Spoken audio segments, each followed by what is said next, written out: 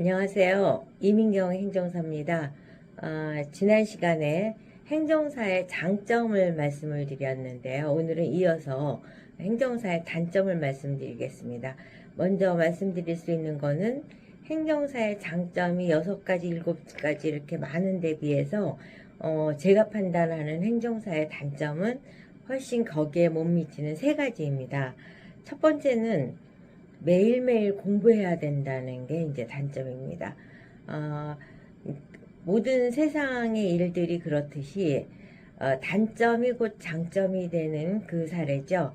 그러니까 행정사의 업무가 태평양 바다에 있는 물고기만큼이나 엄청나게 많은 어벽이 있다라는 얘기를 드렸는데요. 일부 어떤 분은 3,000가지가 넘는다라는 말씀을 주신 분도 계신데, 제가 볼 땐 그 이상일 거라고 생각합니다.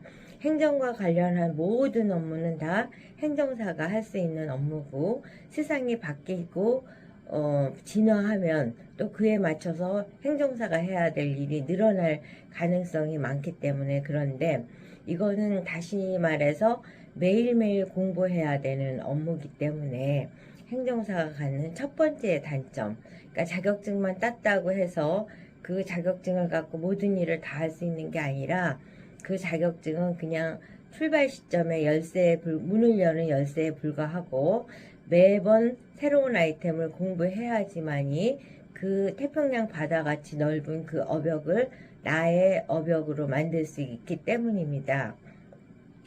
두 번째 단점은 누구도 대신해 줄 수 없다는 거.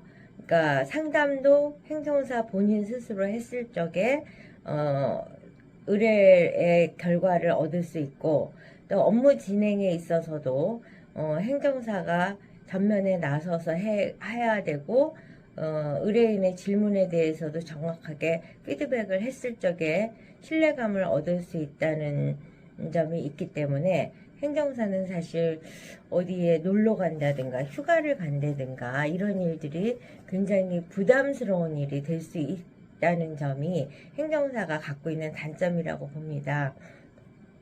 그래서 이제 거기에 자신의 모든 일정이 의존되어야 되는 그런 경우는, 대행비가 비싸면 비쌀수록 그렇다고 볼 수 있죠.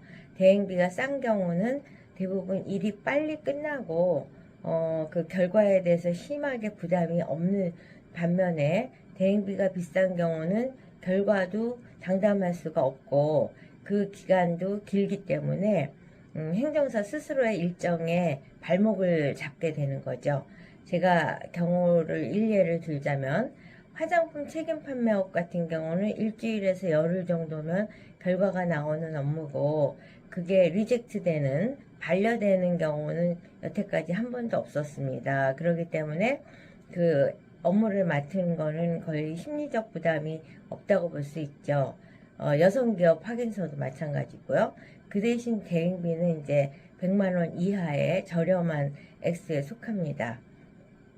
그에 비해서 의학 외품이라든가 국비지원 훈련기관에 대한 등록의 경우는 500만 원 이상, 1000만 원 뭐 내외 이런 정도의 비싼 대행비를 받는 장점이 있는 반면에, 그 업무에 발목이 잡혀서 그게 완료되고 허가가 됐다라는 좋은 소식을 의뢰인에게 전달해 주기 전까지는 굉장히 심리적 부담이 큰 업무에 해당이 됩니다.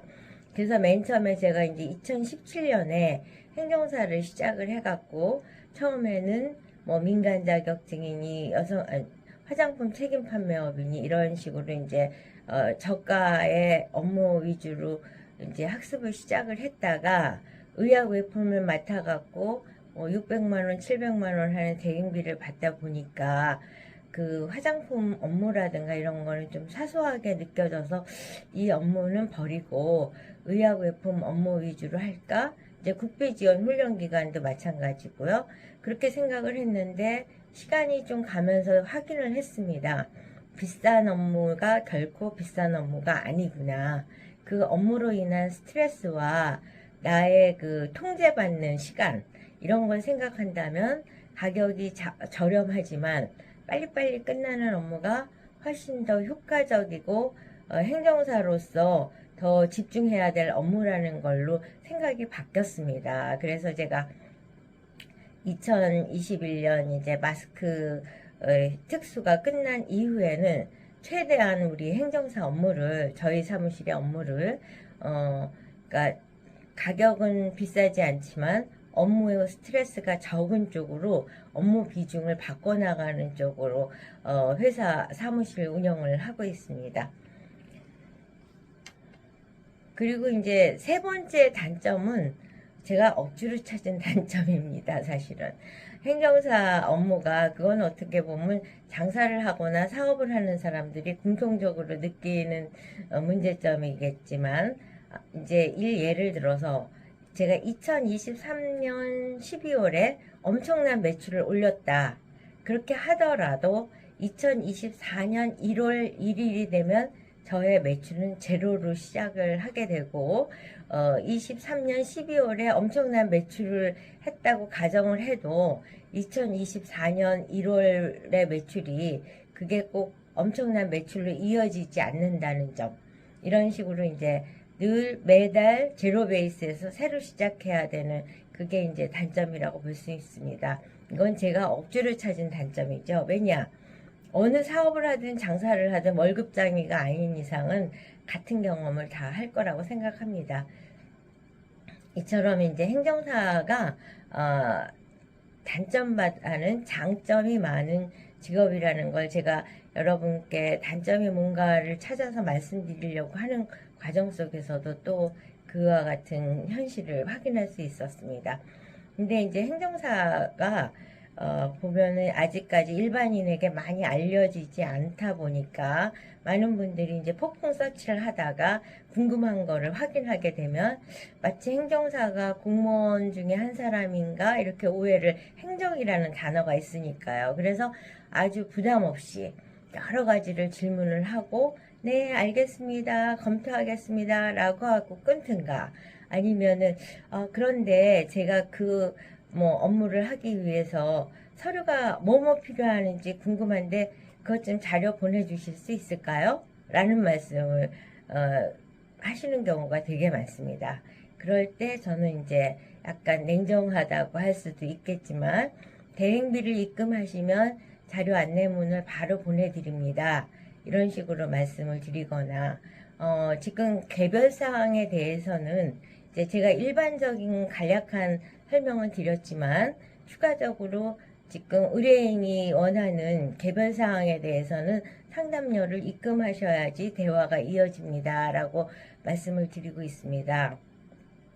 그래서 저는 사실 행정사를 새로 시작하신 분들이라도 늘 대행비를 받거나 상담료를 받고 자신의 지식과 시간을 의뢰인에게 제공하는 그런 행정사로서의 자부심 갖는 태도가 필요하지 않을까 하는 생각을 듭니다. 맨 처음에는 조급한 마음에 많은 정보를 줘야지 나에게 의뢰를 할 것이라는 생각을 할 수가 있습니다.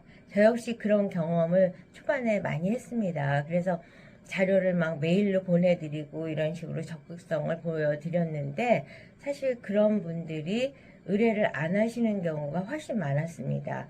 그래서 제가 꼭 상담료를 받고 상담을 하거나 개별 케이스에 대한 설명은, 그리고 자료를 보내드리는 거는 대행을 맡겼을 때 그 대행료를 입금한 다음에 메일로 자료를 보내드리는 걸 원칙으로 하고 있습니다.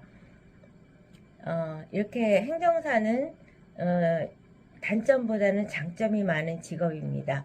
이렇게 장점이 많은 직업 가운데 전문직으로서의 자부심을 가질 수 있도록 공부도 열심히 하지만 대행비를 받는다든가 상담비를 받는 일에 있어서 당당한 자세를 갖는 것이 본인의 발전에도 도움이 되고, 또 행정사라는 직업에 대한 사회적 인식을 높이는 데도 도움이 된다는 생각이 듭니다. 이와 같은 것은 이제 제 경험에 의한 말씀을 드린 것이고, 각각의 경우는 또 다양하게 있으니까, 본인에 맞는 그런 행정사로서의 역할과 운영을 하시면 될 거라고 생각합니다. 열심히 말씀을 드렸는데 도움이 됐는지 모르겠네요. 구독과 좋아요 부탁드리겠습니다.